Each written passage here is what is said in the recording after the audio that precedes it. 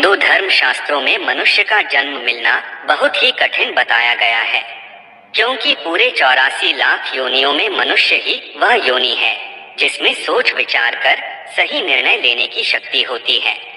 इस योनि में किए हुए कर्मों से ही आपका अगला जन्म जुड़ा होता है। मनुष्य योनि में जो कर्म किए जाते हैं, इन्हें भोगने के लिए ही मनुष्य का जन्म अन्य योनियों में होता है। दोस्तों, गरुड़ पुराण की बात करें तो इसमें मनुष्य के हर कर्म का लेखा जोखा दिया गया है, जो न केवल उसके पाप और पुण्य का निर्धारण करते हैं, बल्कि मरने के बाद मिलने वाले कष्ट और अगले जन्म में मिलने वाली योनि के बारे में भी बताते हैं। गरुड़ पुराण में लिखा है कि अच्छे या बुरे सभी कर्मों के फल संसार में जन्म लेने वाले हर जीव को मिलना निश्चित है। मनुष्य का अधिकार केवल कर्म करना है, फल देना परमात्मा का कर्तव्य है। भगवान श्री कृष्ण ने भी गीता में यही बताया है। इतना ही नहीं, गरुड़ पुराण के अनुसार मनुष्य अगले जन्म में किस योनि में जन्म लेगा, यह भी उसकी मृत्यु से पहले ही तय हो जाता है, और यह तय होता है मनुष्य के द्वारा उस जीवन में किए गए कर्मों के आधार पर। तो चलिए सबसे पहले ये जान लेते हैं कि किन कर्मों को करने से कौन सी योनि में जन्म मिलता है। दोस्तों, सबसे पहले आपको यह स्पष्ट कर दूं कि इस जन्म में मनुष्य योनि मिलने का अर्थ यह नहीं है कि आपका अगला जन्म भी मनुष्य योनि में ही होगा। गरुड़ पुराण के अनुसार जो अच्छे कर्म करते हैं, केवल उन्हें ही मानव जीवन मिलता है। जो मनुष्य अच्छे कर्म नहीं करते, उनका अगला जन्म उनके कर्मों के आधार पर 84 लाख योनियों में किसी भी योनि में मिलता है। अनेकों योनियों में भटकने के बाद अंत में फिर से उनका जन्म मानव शरीर के साथ होता है। दोस्तों, मनुष्य के अगले जन्म के विषय में गरुड़ पुराण में एक कथा का उल्लेख मिलता है। इस कथा के अनुसार एक बार महर्षि वेद व्यास ने ऋषियों से पूछा कि किस कर्म से कौन सी योनि में जन्म मिलता है। सबके विचार सुनने के बाद उन्होंने ऋषियों को इसकी विस्तार पूर्वक जानकारी दी और यह भी बताया कि मनुष्य जन्म प्राप्त करने के लिए किस प्रकार के कर्म करने चाहिए। वेद व्यास जी ने बताया कि जो भी व्यक्ति पराई स्त्री के साथ संबंध बनाता है और हमेशा ही स्त्री का अपमान करता है, उसे भयानक नरक भोगना पड़ता है।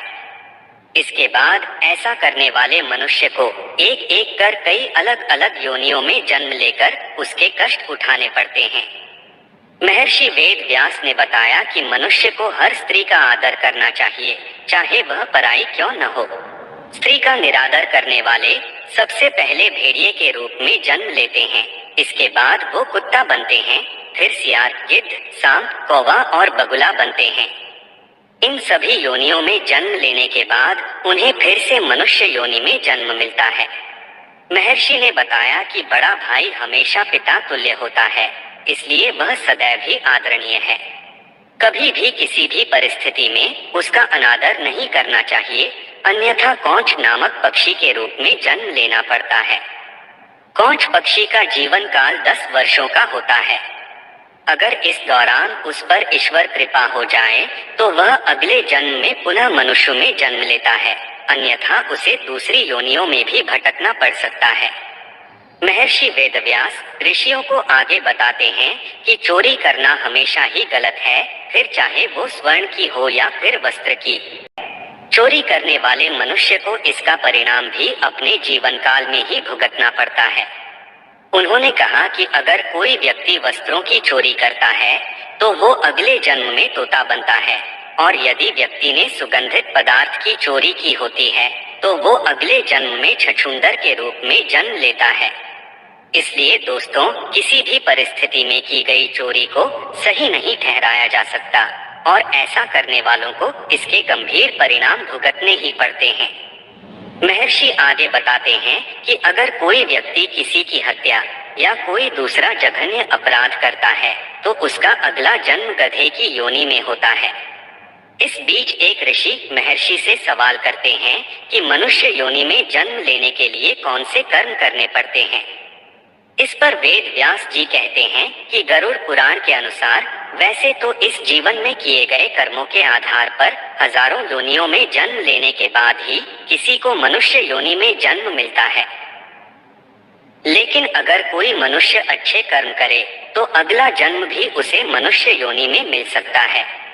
जो व्यक्ति समाज के हित के लिए कार्यशील रहता है, सदैव दूसरों की मदद करता है, पशु पक्षियों और अन्य जीवों पर दया करता है, जरूरतमंदों की सहायता करता है और बिना किसी स्वार्थ के संचित धन का उपयोग धार्मिक कार्यों के लिए करता है, ऐसे व्यक्ति का अगला जन्म भी मनुष्य योनि में होना तय है। दोस्तों, इसके अलावा गरुड़ पुराण में ये भी बताया गया है कि मनुष्य के अंतिम समय में मनुष्य की आसक्ति जिस चीज की ओर होती है उसका अगला जन्म भी उसी पर निर्भर करता है। यदि कोई व्यक्ति मृत्यु के अंतिम क्षण में किसी स्त्री को याद करते हुए प्राण त्याग देता है तो उसके अगले जन्म में उसका स्त्री बनना निश्चित है।